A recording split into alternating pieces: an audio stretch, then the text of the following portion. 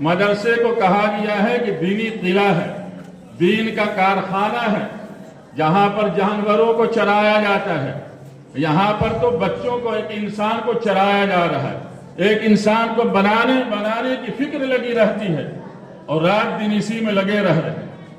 اللہ تعالیٰ ان کو جو مقام اور جو بدلہ دے گا، کسی کو بدلہ مل نہیں سکتا ہے۔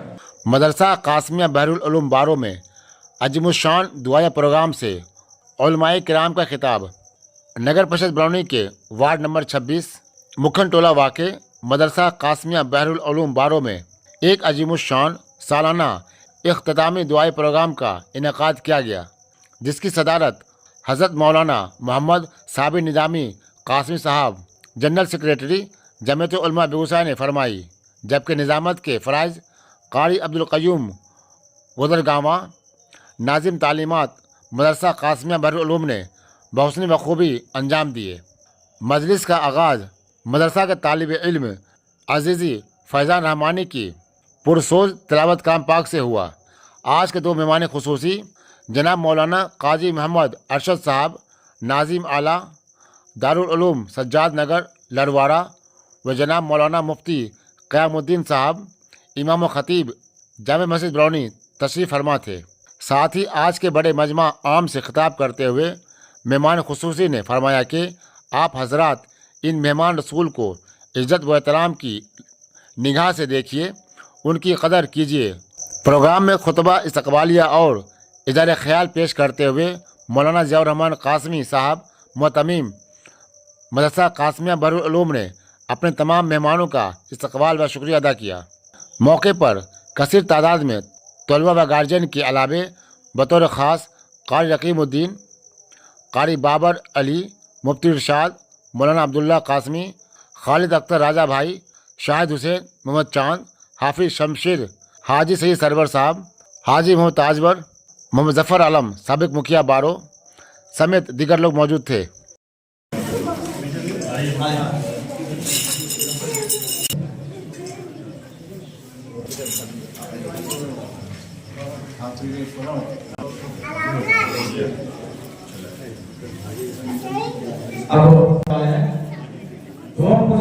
عبدالواجد ابن حافظ عبدالصمد بارو، یہ بھی بچے محمد سلمان ابن مراد بارو۔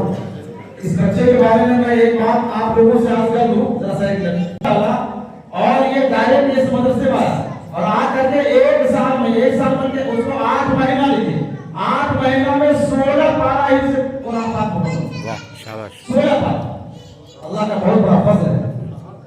یہ بارو ہی کا محمد سلمان ابن مراد،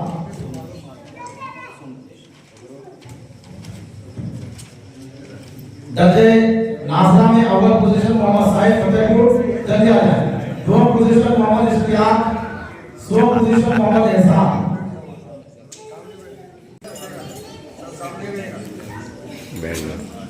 درجے ناظرہ میں اول پوزیشن محمد صاحب، یہ دوم محمد درجے نورانی کاظم محمد ارمان جلوڑا، دوم پوزیشن محمد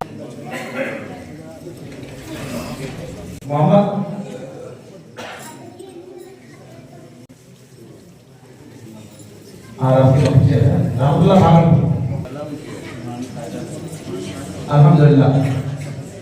ایک جی تھوڑا سا ہے، ہمیں آپ کو سمجھنے کا ہے۔ بظاہر علماء بتاتے ہیں کہ حافظ قرآن کی کوئی حیثیت نہیں ہے، بالکل نہیں۔ حافظ قرآن علماء کی حیثیت ہے، آج بھی ان کو مقام و مرتبہ دیا جاتا ہے۔ عالموں کے بارے میں کہا گیا نا، جو مفتی قیام الدین صاحب بتا رہے تھے، ان العلماء ورثۃ الانبیاء۔ سمجھنے کا بھی ہے، ہمارے بہت سارے لوگ بیٹھے ہوئے ہیں۔ یہ مدرسہ کیا ہے؟ ایک عالم، ایک معلم، عالم انسان کو وہ بنانے کی فکر میں ہے۔ مدرسے کو کہا گیا ہے کہ دینی قلعہ ہے، دین کا کارخانہ ہے، جہاں پر جانوروں کو چرایا جاتا ہے، یہاں پر تو بچوں کو، ایک انسان کو چرایا جا رہا ہے، ایک انسان کو بنانے کی فکر لگی رہتی ہے اور رات دن اسی میں لگے رہ رہے ہیں۔ اللہ تعالیٰ ان کو جو مقام اور جو بدلہ دے گا، किसी को बदला मिल नहीं सकता है। जितनी मेहनतें ये मदरसे के असातिज़ा करते हैं, यकीनन दुनिया जो है उनका बदला नहीं दे रही है।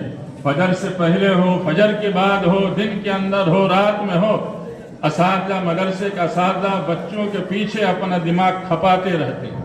आज ज़रूरत है अपने आप को जो है मदरसे से ताल्लुक़ पैदा करें, मदरसे के बच्चों से मोहब्बत रखें, असातिज़ाए किराम से मोहब्बत रखें। मदरसे की क्या ज़रूरत है उसका ख्याल करने की ज़रूरत है, ख्याल करने की ज़रूरत है। और अल्हम्दुलिल्लाह जो छोटे छोटे बच्चे हाफिज हो रहे हैं, 5 साल के बच्चे हाफिज हो रहे हैं, 3 महीने हाफिज कुरान हो जा रहे हैं, 90 दिनों के अंदर, 60 दिनों के अंदर हाफिज कुरान हो जा रहे हैं। ये कुरान का मौजज़ा है, अल्लाह की तरफ से खुसूसी जो है हाफिज कुरान के ऊपर दैन है।